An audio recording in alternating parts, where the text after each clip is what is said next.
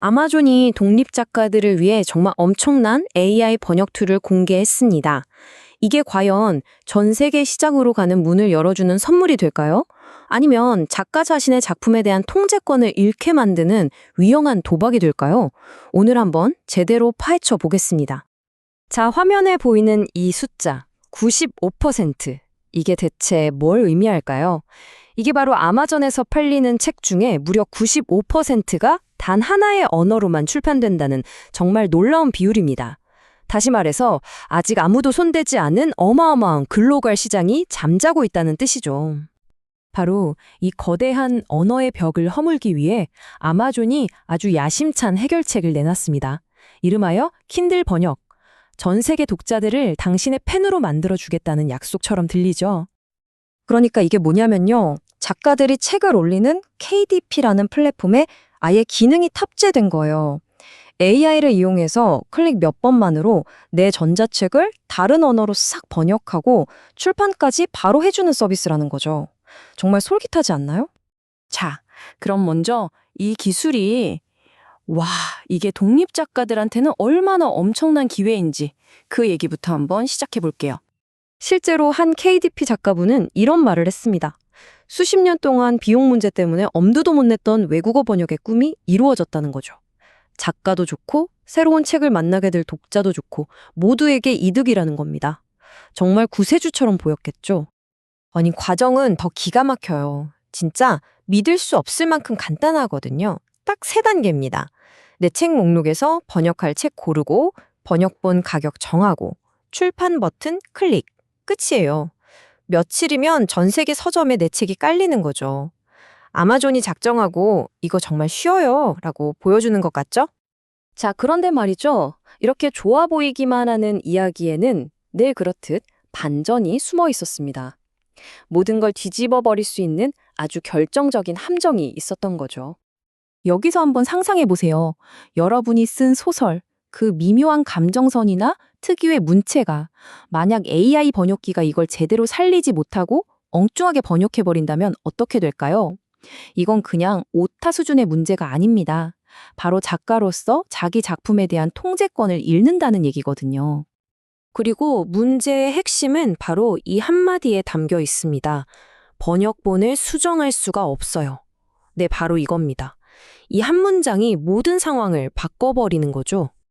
이게 무슨 시스템 오류나 버그 같은 거 아니냐고요? 천만에요. 아마존 KDP 공식 정책에 아예 못을 박아놨습니다.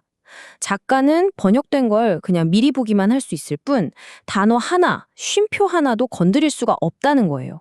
이건 명백히 아마존이 의도적으로 이렇게 설계한 겁니다. 결국 작가들은 이제 아주 명확한 선택의 기로에 놓인 셈입니다. 엄청난 기회를 잡을 것인가, 아니면 내 작품에 대한 통제권을 지킬 것인가, 이 둘 사이의 트레이드오프죠. 자, 얻는 것부터 한번 볼까요? 이건 정말 매력적이에요. 일단 번역 비용이 한 푼도 안 들어요. 제로죠. 그리고 당장 스페인어, 독일어 시장에 내 책을 내놓을 수 있습니다. 심지어 예전에 써놓고 읽고 있던 책들, 이른바 백리스트에서도 새로운 수입이 생길 수 있다는 거예요. 하지만 잃는 것은 어쩌면 훨씬 더 클 수 있습니다. 가장 치명적인 건 작가로서 자기 작품의 퀄리티를 통제할 권한을 완전히 잃어버린다는 거예요. 만약 AI 번역이 엉망진창이면 그 욕은 누가 먹을까요? 아마존이 아니라 바로 작가 본인이죠. 평판에 금이 가는 겁니다. 심지어 무료의 역설이라고 부를 만한 상황도 생겨요. 번역이 잘 됐는지 확인하려고 돈 주고 전문가를 고용했는데 막상 오역을 찾아내도 고칠 방법이 없다는 거죠. 정말 아이러니하죠. 자, 그럼 여기서 한 걸음만 뒤로 물러나서 좀 더 큰 그림을 볼 필요가 있습니다. 도대체 아마존은 왜 편집 기능을 빼버린 걸까요? 그 답은요, 바로 빅테크 기업들 사이에 보이지 않는 거대한 플랫폼 전쟁에 있습니다. 여기서 아마존과 최대 경쟁사인 구글의 접근 방식이 완전히 갈리는 걸 볼 수 있어요. 아마존은 철저하게 플랫폼 우선입니다. 속도와 규모로 승부해서 작가들을 아마존 생태계 안에 꽉 묶어두려는 이른바 락인 전략이죠. 반면에 구글은 창작자 우선이라는 카드를 꺼내들었어요. 이 표를 보시면 그 차이가 더 확실하게 보입니다. 보세요. 구글은 AI 오디오북 서비스에서 작가가 직접 발음이나 억양 같은 걸 수정할 수 있게 강력한 편집 툴을 줘요. 그런데 아마존은 의도적으로 그걸 막아버린 거죠. 그러니까 이 편집 풀거 정책은 그냥 나온 게 아니라 작가의 통제권보다는 플랫폼의 몸집 불리기를 우선시한 아마존의 자주 치밀한 전략적 선택이라는 해석이 나오는 겁니다.